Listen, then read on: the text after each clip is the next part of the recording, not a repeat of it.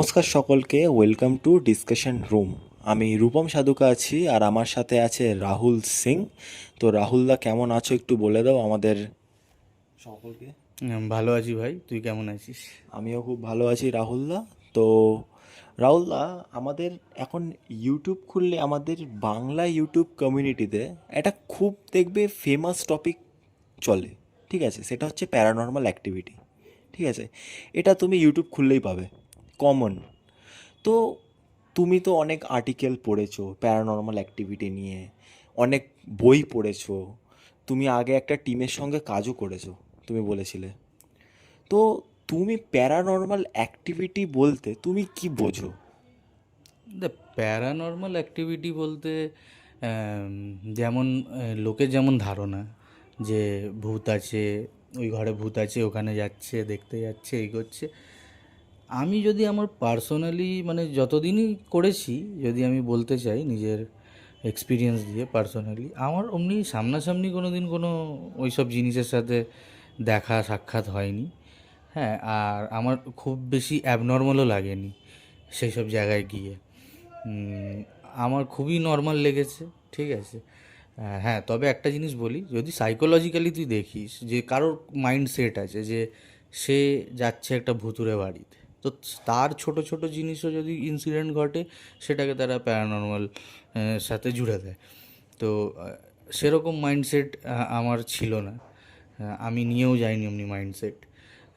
আর আমার নর্মাল লেগেছে। আর ছোট ছোট ইনসিডেন্টগুলো, ওইগুলো ছোটোখাটো আমাদের ঘরে হতেই থাকে, আমরা অত লক্ষ্য করি না, সেই জন্য ব্যাপারটা এইটাই। তো এই যে এখনকার সময় যেরকমভাবে লোকে প্যারানর্মাল ইনভেস্টিগেশনকে দেখে যেরকমভাবে, ওই জিনিসটা আমি বলবো ওরকম হয় না, ওটা ওরকম নয় ব্যাপারটা।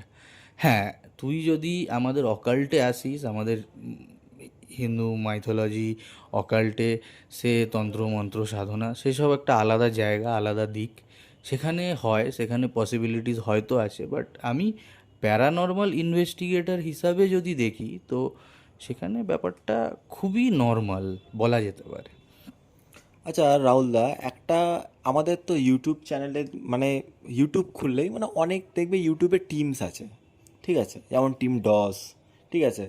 আরও অনেক টিম আছে, অনেক টিম হয়ে গেছে এখন, যারা নানা রকম মানে হন্টেড প্লেসে গিয়ে ইনভেস্টিগেশনস করছে। ওরা একটা কমন কথা বলে, ভূত বলে কিছু হয় না, এনার্জি হয়। এনার্জিকে আমরা বুঝতে পারি, ঠিক আছে? তো এই এনার্জিটা নিয়ে একটুখানি তুমি বলো, মানে এই ব্যাপারটা কি? দেখ, এনার্জি নিয়ে যদি বলা যায় মানে প্রথমে তো একটা সিম্পল কথা যে এনার্জি হয় নেগেটিভ হবে, নয় পজিটিভ হবে, ঠিক আছে। এবার একটা এনার্জি তৈরি কিভাবে হচ্ছে, ধরে নিই আমি আর তুই বসে ভিডিও বানাচ্ছি, আমরা কিছু জিনিস নিয়ে ডিসকাস করছি, হঠাৎ করে আমাদের মধ্যে কোনো একজনের কিছু হয়ে গেল।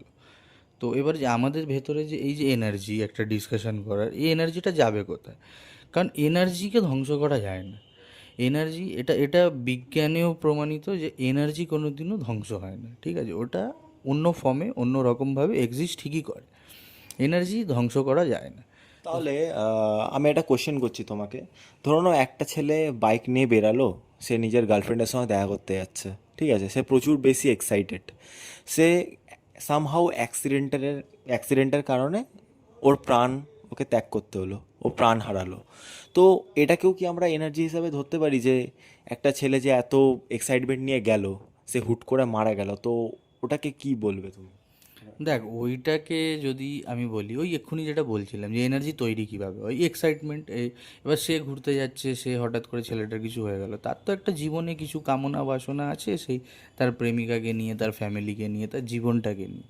তো সেই যে কামনা বাসনা, সেটাও তো একটা এনার্জির জায়গাতেই এসে পরিণত হচ্ছে না। তো সে যখন মরে গেল, এনার্জিটা রিলিজ হয়ে গেল, তো এনার্জিটা যাবে কোথায়? এনার্জিটা এদিক ওদিক ঘুরে বেড়াবে, ওই চত্বরেই ওখানেই কোথাও থাকবে।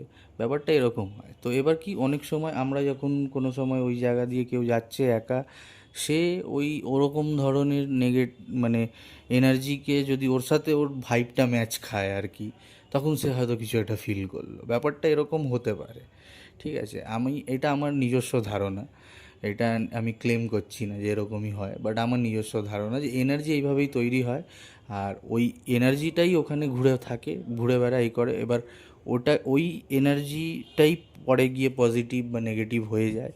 তো সেখানে একটা গিয়ে সে ব্যাড ইম্প্যাক্ট বা গুড ইম্প্যাক্ট ক্রিয়েট করে। আর তাহলে আর একটা কোশ্চেন, দেখবে অনেক মানুষ আছে নর্মাল মৃত্যু, মানে কেউ ক্যান্সারের কারণে মারা গেল, কেউ হার্ট অ্যাটাকের কারণে মারা গেল, কেউ হাই ফিভার, হাই প্রেশার, অনেকে মারা গেল এরমভাবে নর্মাল ডেথ, যেগুলো ন্যাচারাল ডেথ আমরা বলি। তো সেই সব মানুষ যখন মারা যাচ্ছে, তাদেরও তো একটা আত্মা বলে জিনিস থাকে, তো তাদেরকে আমরা কি বলতে পারি? আমরা কি কোনো এটাকে কি এনার্জি বলা যেতে পারে? দেখ, মানুষ হয়ে জন্মেছি, আমরা সবাই জানি আমাদের এক না একদিন মরতে হবে।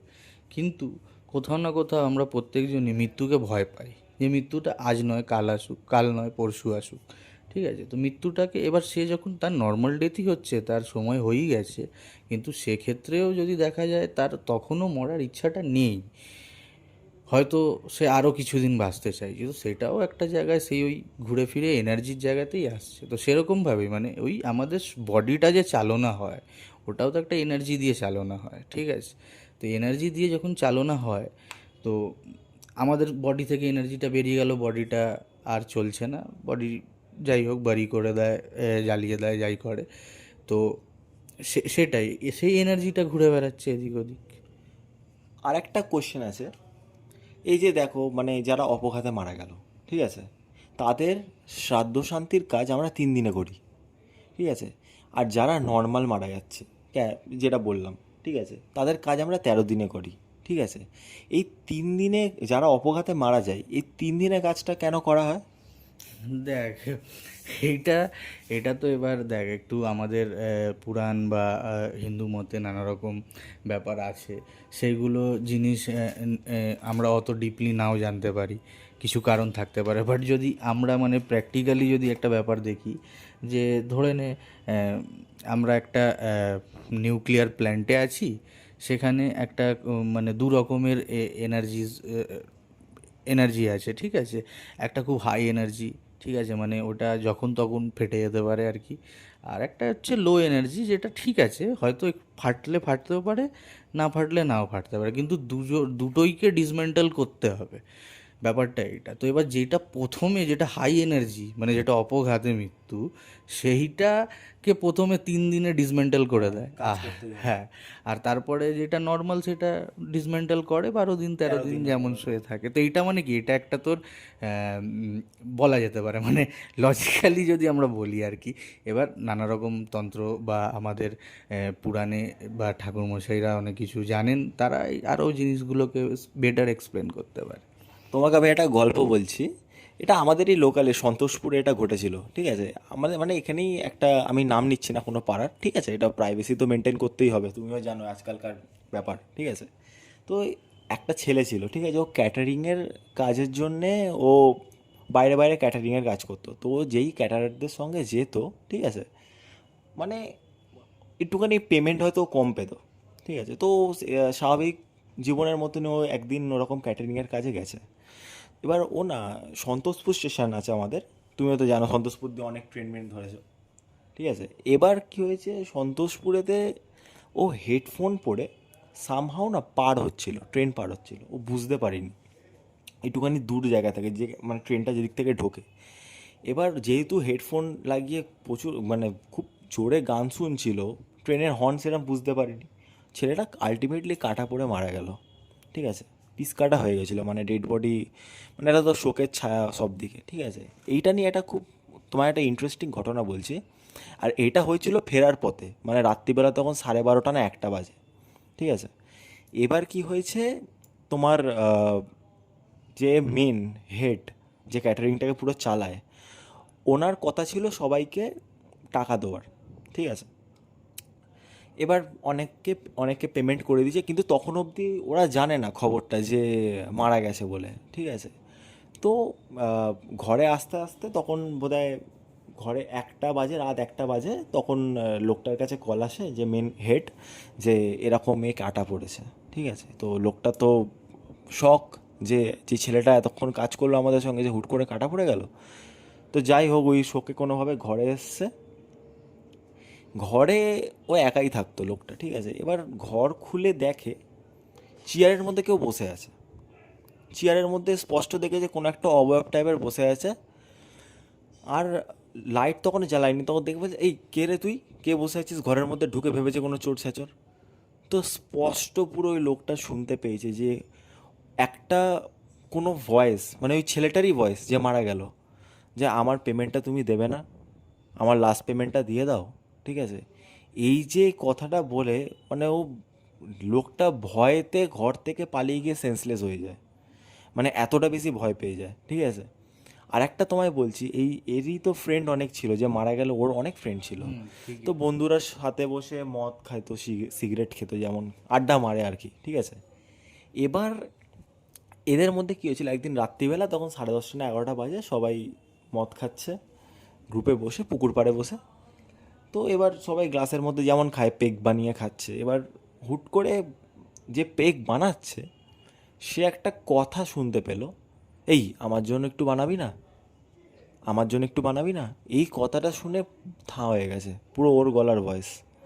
তো যখন বললো ওই ছেলে যে পেগ বানাচ্ছিল, সে বাকিদেরকে বলি এটা কথা শুনতে পেলি, বলে হ্যাঁ ভাই আমিও তো শুনতে পেলাম যে এরকম একটা, এ তো রিতমের গলা, ঠিক আছে, যে মারা গেল কিছুদিন আগে। তো এটা শুনে তো যাই হোক, বন্ধু হয় তো গ্লাস রেখে একটা গ্লাসের মধ্যে এরকম পুকুর পাড়ে মদ রেখে চলে গেছিলো। তো এরকম ইনসিডেন্টগুলো হয়, এইগুলোকেই তুমি হাই এনার্জি বলছো, তাই তো? হ্যাঁ, দেখ, বলা যায়। এবার কি বলতো, আমি তোকে ওইটাই বললাম যে আমি পার্সোনালি তো আমার এরকম আমার সাথে কিছু ঘটেনি। হ্যাঁ। তো হতে পারে আমরা সেই হাই এনার্জি ক্যাটাগরিতে রাখতেই পারি। অপঘাতে মৃত্যু ছেলেটার জীবন ছিল, আরও সে বাঁচত, তো সেটা ওই হাই এনার্জির ক্যাটাগরিতে রাখা যায়, যেতে পারে। তো এবার তো অনেকক্ষণই হলো অডিওটা। তো যাই হোক, আশা করছি আপনাদের সকলের এই গল্পটা আর এই ডিসকাশনটা ভালো লেগেছে। তো ভালো লাগলে প্লিজ কমেন্ট করে আমাদেরকে জানাবেন। তো রাহুলদা কিছু বলে দাও। হ্যাঁ, কমেন্ট করবেন। আর কিছু নতুন কিছু গল্প আমাদের জানাতে হলে আমাদের কমেন্ট করুন, এবং আমাদের এই ইউটিউব পেজেই আমাদের ইনস্টাগ্রাম আইডি এবং হোয়াটসঅ্যাপ ডিটেলসও দেওয়া আছে, সেখানেও আপনারা কন্ট্যাক্ট করতে পারেন। আর ভালো লাগলে লাইক করুন, শেয়ার করুন, সাবস্ক্রাইব করুন। দ্য ডিসকাশন রুম, আবার দেখা হবে।